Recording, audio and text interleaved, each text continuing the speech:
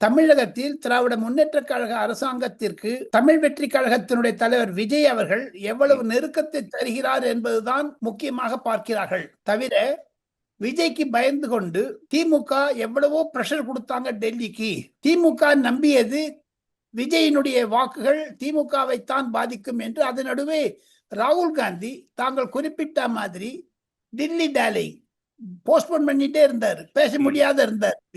இந்த 3 மாசத்துல ராகுல் காந்தியும் ஸ்டாலினும் நேராக பேசிக்கொள்ளவில்லை, தூதுக்கள் அனுப்பினார்கள். இதெல்லாம் வச்சு பாத்தீங்கன்னா ராகுல் காந்தி திமுக முதுகில் குத்தியதாக ஸ்டாலின் நினைக்கிறார் என்று தான் வர்ணனை வருகிறது டெல்லியில்.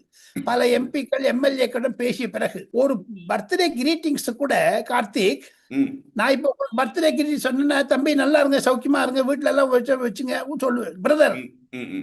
பிரதர் மிஸ் ஆயிடுச்சு. ஸ்டாலின் நினைக்கிறார் இவர் ஓட்டுச்சோரி என்று பீகாரில் சொன்னபோது நான் அவசரமாக பீகாருக்கு சென்றேன்.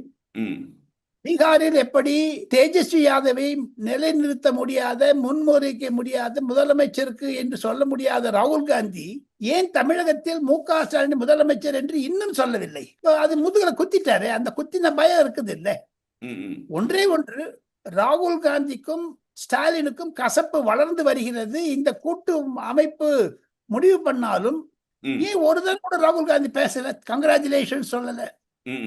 அதை தவிர நான் ஒரு செய்தி மலர் நேயர்களுக்கு ஒரு புதிய கருத்தை நான் சொல்ல ஆசைப்படுகிறேன். மார்ச் 12ஆம் தேதி 13ஆம் தேதி தான் இந்த தமிழக சட்டமன்றத்தை தேர்தலை அறிவிக்க இருக்கிறது தேர்தல் கமிஷன். அது மட்டும் வெயிட் பண்ணி இருக்கலாம்.